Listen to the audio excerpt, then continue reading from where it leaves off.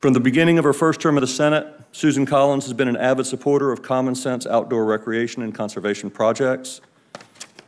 She has been a stalwart on the Appropriations Committee in support of the Land and Water Conservation Fund. From the productive forests of Maine to critical inholdings at Acadia National Park, including that lower Hadlock Pond tract that is gaining us additional access to trails, which is badly needed in that landscape, from access to Maine's coast and recreation of local parks and trails. Senator Collins recognizes the economic benefits and investments in outdoor recreation and natural resource protection. LWCF is the tool that has been the funding source to make that happen in Maine. Senator Collins is a true solution seeker, a problem solver, and she gets things done. We're grateful to have her on our side as we work to reauthorize the LWCF. Thank you, Jay. Thank you. Thank you very much, Jay. It's great to be here as we celebrate the 50th anniversary of the Land and Water Conservation Fund. I'm very pleased to participate in the release of the Coalition's report commemorating the many successes of the LWCF during its first half-century.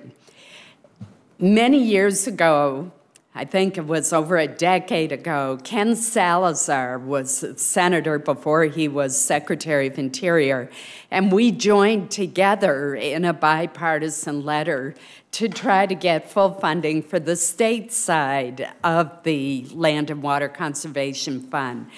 And it was back then, more than a decade ago, that I started to realize the impact of this program, whether you're talking about the Forest Legacy Program, which helps to preserve working forests and prevents them from being developed and lost forever, or whether you're talking about ball fields and local parks in a community, or preserving critical wildlife habitat, precious watersheds, or Civil War battlefields. This program really is essential to preserving our national heritage and open space. The projects that the fund helps to bring about with local and state involvement enrich the lives of the American people and help our economy grow.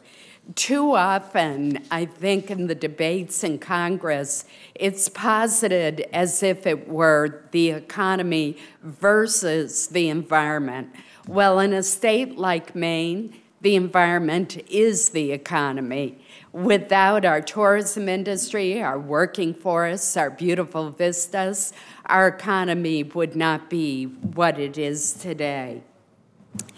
The report highlights a few of Maine's most treasured places from Acadia National Park, which Jay has mentioned and which is the best national park in the country, a true gem on Maine's coastline, to a Forest Legacy project in western Maine in the mountains that strikes the right balance among protecting important ecosystems, the forest industry, recreation, and the Appalachian Trail, that marvelous 2,200-mile treasure that does stretch from Georgia to Maine and ends at Mount Katahdin.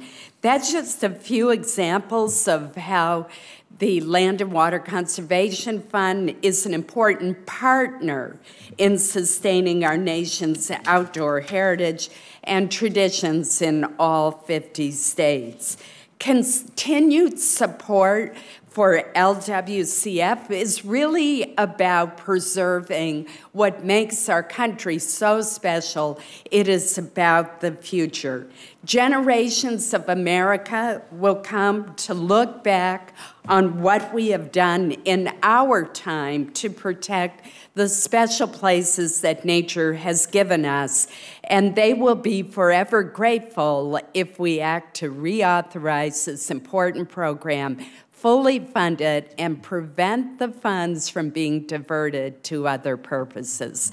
Thank you for the opportunity to be here today. I'm going to shorten my remarks because we have a vote on it. It never fails. Thank you. Thank you. Thank you, Senator Collins, and thank you for highlighting the economic benefits to your own state under a fully funded Land and Water Conservation Fund